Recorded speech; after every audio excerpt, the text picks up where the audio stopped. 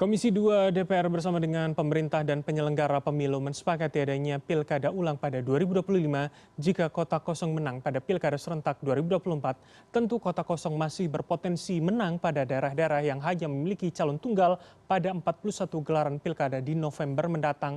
Lalu apa untung dan juga rugi pilkada ulang ini? Dan untuk menganalisanya sudah bersama kami dari luar studio ada dosen kepemiluan FHUI Titi Anggraini. Assalamualaikum, selamat malam Mbak Titi. Waalaikumsalam, selamat malam Mas Bram. Salam sehat buat kita semua. Salam sehat untuk kita semua. Langsung saja Mbak Titi. Jadi artinya ini bisa kita katakan untungkah? Artinya pilihannya bisa 1 tahun saja bagi masyarakat memilih ulang, atau kemudian ya dengan dipegang PJ untuk menunggu 5 tahun berikutnya itu lebih untung buat masyarakat?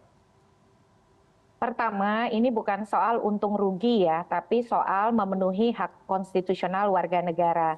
Jadi warga negara itu bebas untuk menentukan pilihan konstitusionalnya. Kalau dia suka calon tunggal, dia boleh coblos calon tunggal.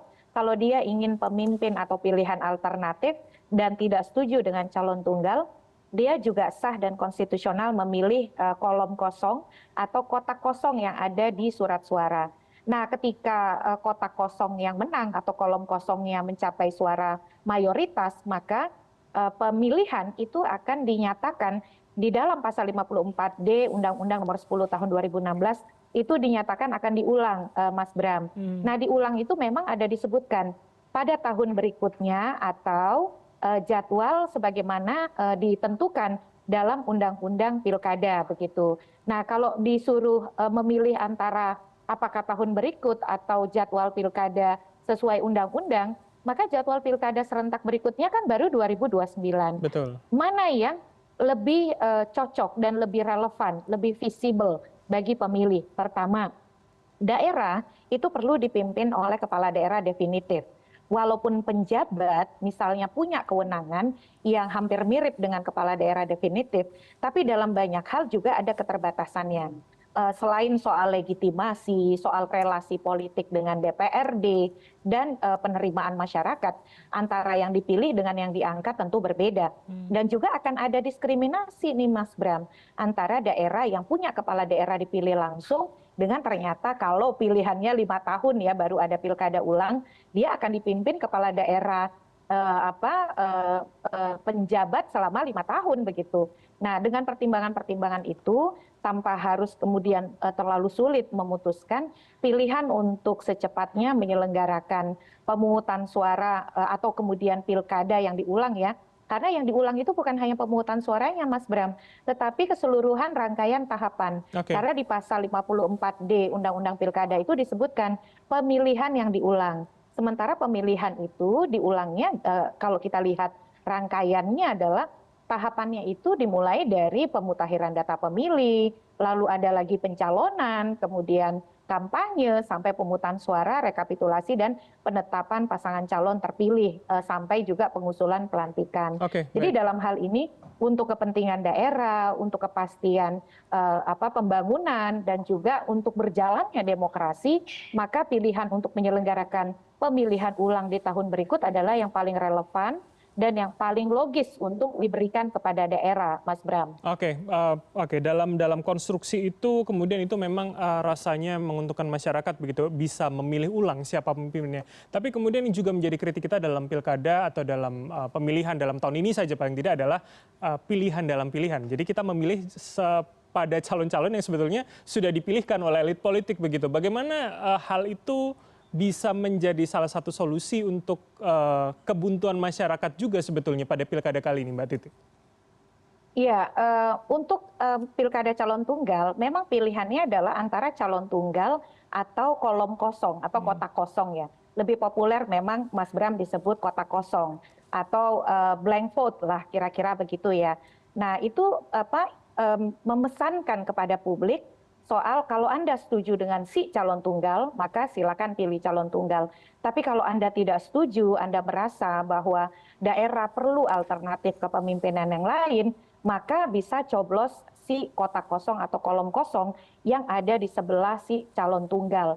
Nah, kalau kemudian si kotak kosong menang, akan dilakukan pemilihan ulang. Tetapi kan opsi untuk tidak bersetuju seperti itu tidak ada di daerah yang calonnya lebih dari satu. Betul sekali kata Mas Bram tadi. Di daerah yang calonnya lebih dari satu, ya kita harus memilih di antara pilihan-pilihan yang sudah dipilihkan oleh partai.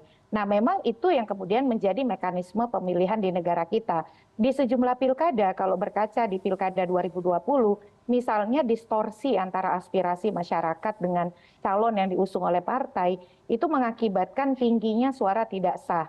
Contohnya misalnya sempat itu di Pilkada Sleman ada risetnya, suara tidak sahnya cukup tinggi Mas Bram, di atas Oke. 6%. Padahal rata-rata biasanya kalau pilkada itu suara tidak sahnya antara 2-3%. Tapi di Pilkada Sleman misalnya di 2020 itu sampai 6% lebih. Nah itu cara-cara memang yang digunakan kebanyakan ya, cara untuk mengekspresikan kekecewaan, ketidakpuasan, atau aspirasi yang berbeda. Kalau di negara lain, protes voting itu atau kekecewaan, ketidakpuasan itu diformalisasi. Contohnya kalau di Thailand, di India begitu ya, mereka kenal yang disebut dengan none of the above atau tidak ada calon yang saya pilih di antara Oke. calon-calon yang ada. Pun lebih Cara dari satu ya memilihnya Mbak itu Titi? iya, walaupun lebih dari satu calonnya dan bentuk cara tempat untuk memilihnya kalau mereka kan pakai stempel atau kemudian pakai mesin pemungutan suara elektronik ya. Persis kotak yang kosong seperti di pilkada calon tunggal, tapi itu ditempatkan di paling bawah di antara opsi-opsi yang ada karena mereka itu tidak horizontal, tapi Baik. surat suaranya itu calonnya vertikal. Oke, Nah, baik. akhirnya ya kalau di sana kan ada ekspresi politik seperti itu protes voting. Kalau di kita sayangnya itu belum ada, Mas Bram. Oke, jadi paling tidak dalam logika awam saya begitu ini paling tidak bisa menekan angka ketidaksahan begitu ya, walaupun partisipasinya akan tinggi. Tapi bagaimana dalam tentunya pendekatan demokrasi begitu dan kepemilian kita, bagaimana hal ini bisa juga kemudian memperkecil ya jangan-jangan pilkada ulang hanya rekomposisi saja begitu, apalagi ada putusan MK kemarin merubah segala konstelasi yang kemudian nanti jangan-jangan akan lebih matang lagi di 2025. Bagaimana Anda melihat itu, Mbak? Kita bisa berkaca, kebetulan kita ini hanya punya satu kali pengalaman kota kosong yang mengalahkan calon tunggal, yaitu di Pilkada Kota Makassar tahun 2018. Tahun 2018 itu calon tunggal kalah dari kota kosong. Diulangnya di 2020 karena pilkada serentak gelombang berikutnya 2020. Nah di 2020 Mas Bram tahu berapa calon yang ikut? Ada 4 pasangan calon. Jadi konfigurasinya berubah tuh. Pada waktu itu persyaratannya masih berat ya, 20% kursi atau 25% suara sah. Tapi justru di pilkada yang diulang itu, di 2020 calonnya menjadi 4. Dan ternyata si calon tunggalnya pecah kongsi nih dengan wakilnya. Oke. Jadi berubah wakilnya, terjadi rekomposisi tadi bahasa Mas Bram. Saya yakin nih kalau kemudian calon tunggalnya misalnya kalah ya dan kota kosong yang menang dan diulang, tidak akan ada calon tunggal lagi begitu. Karena kenapa? Contoh di perpanjangan masa pendaftaran saja kan kita dari 43 berkurang 2 tuh.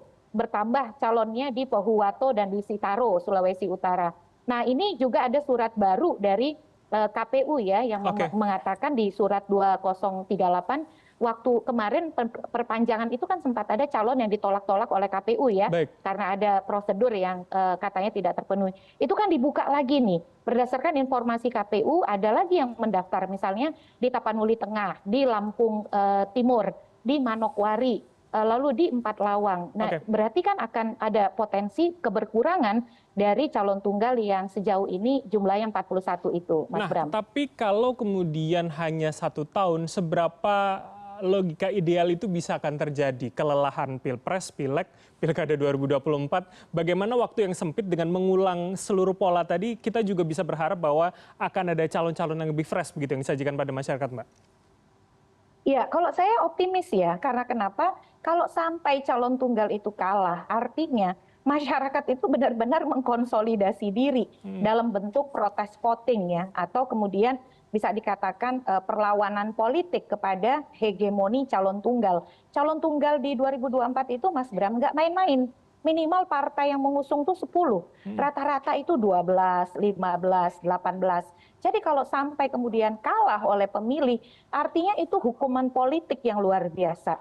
Dan partai dengan konfigurasi putusan MK yang memberikan keleluasaan pencalonan di antara 6,5 sampai 10%, perolehan suara sah, itu pasti akan diambil peluang itu.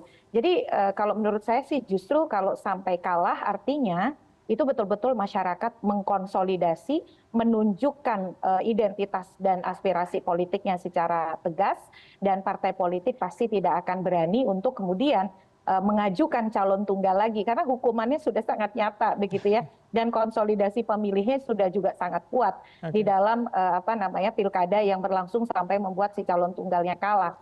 Mas Bram. Baik, terakhir Mbak Titi kalau begitu, ini kalau mungkin dalam pembahasan bola semacam tebak skor begitu ya. Ketika hari ini pilkada kota kosong, calon tunggal ada di 41 pilkada begitu, mana yang paling mungkin mayoritas akan diulang atau kemudian kita akan ya itu hal yang minor nanti akan bisa terjadi begitu Mbak? Dugaan saya hal yang minor ya, calon tunggal akan kalah karena tadi ya ketika misalnya 18 partai mengusung, 15 partai mengusung, 12 partai mengusung, itu kan mereka pasti akan all out mengeluarkan atau mengerahkan kekuatan mesin partai mereka. Tapi bukan tidak mungkin ada calon tunggal yang kalah karena misalnya ada protes-protes seperti contoh ya di Kota Pangkal Pinang hari ini calon tunggal daftar, besok langsung simbolik masyarakat ramai-ramai mendaftarkan kota kosong. Lalu juga di sejumlah daerah lain misalnya di Asahan, di Gresik begitu ya. Tinggal kemudian eskalasinya ini apakah akan terus menguat ataukah kemudian misalnya terpecah. Tapi saya ingin mengatakan di sejumlah daerah, Mas Bram, calon tunggal tidak akan menang dengan mudah. Calon tunggal harus bekerja keras dan kemudian betul-betul berkeringat untuk bisa memenangi suara. Kalau untuk kota Surabaya mungkin Eri Armuji akan bisa menang mudah ya. Karena kalau kita lihat selain didukung oleh 18 partai, kinerjanya juga cukup baik. Kita harus fair juga untuk menilai situasi beberapa daerah. Tetapi di sejumlah daerah lain perlawanan dari masyarakat nampaknya akan cukup kuat ini terhadap calon tunggal. Jadi calon tunggal juga tidak bisa menganggap remeh pilkada walaupun mereka hanya menjadi satu-satunya calon. Oke, kita akan lihat bagaimana dinamikanya ke depan. Terima kasih Mbak Titi Anggraini atas waktu dan juga insight dari Anda, dosen kepemiluan FHUI telah bergabung sama kami. Selamat malam, sehat selalu Mbak Titi. Terima kasih Mas Bram. Terima kasih.